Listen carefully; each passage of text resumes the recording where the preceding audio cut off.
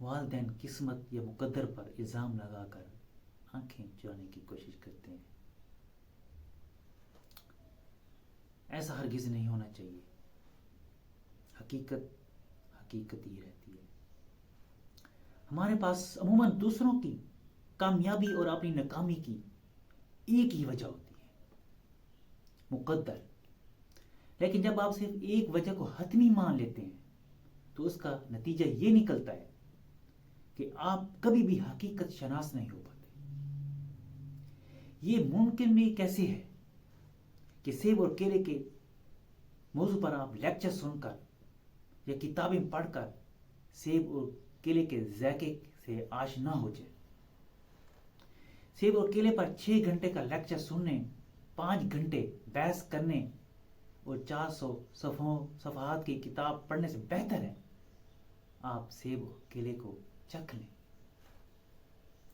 आपको हकीकत का इल्म खुद हो जाएगा। हर चीज की वजह किस्मत नहीं होती। कुछ मामलात अल्लाह ताला ने अपने हाथ में रखे होते हैं।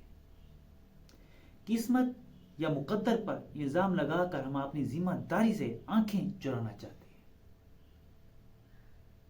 कोई गलती हो हमसे तो हम वो किस्मत का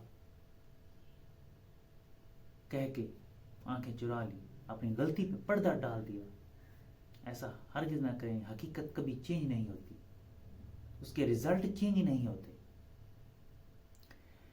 लेकिन नतीजा सिर्फ हकीकत अमल का ही आता है।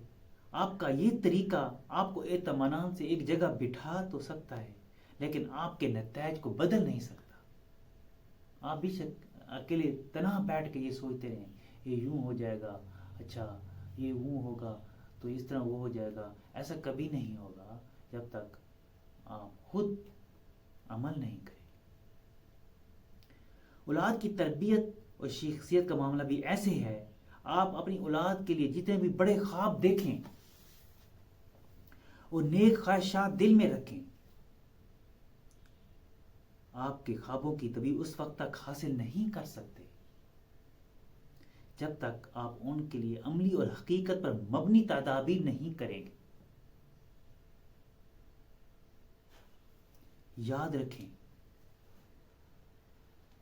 दौलतमंदी नतीजा है, गुर्बत नतीजा है, सेहतमंदी नतीजा है, बीमारी नतीजा है, नेक नामी नतीजा है, बदनीति नतीजा है, कामयाबी नतीजा है, कामयाबी नतीजा है, और इख्तियार और बेख्तियारी भी नतीजा है। अल्लाह ताला ने इस कायनात की तख्लीक एक मुनज़्ज़म निज़ाम के तहत की है, जिसमें मुख्तलिफ कवानीन काम कर रहे हैं। आप इन कवानीन से हट नहीं सकते, आंखें नहीं चुरा सकते। जब तक आप अपने अमली जामा नहीं पहनाएंगे उस वक्त तक आप रिजल्ट हासिल नहीं कर सकते। इनमें से एक कानून law of cause and effect है। जो ये कानून चल रहे हैं अल्लाह ताला के, ये कानून बताता है हर नतीजे का एक सबब होता है।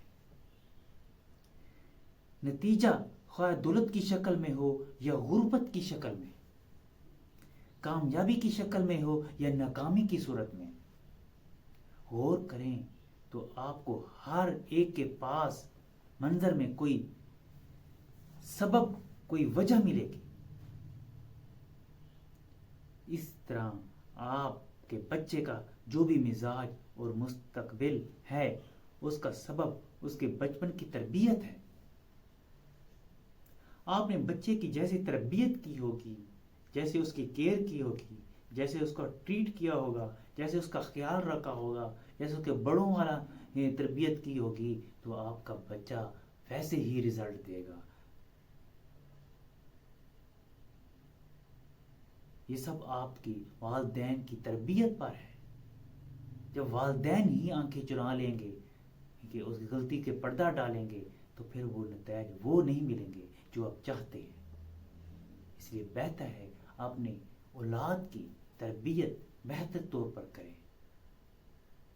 अल्लाह पाक आपको आसानियां दे, आसानियां बढ़ने की तौफीक अता फरमाए।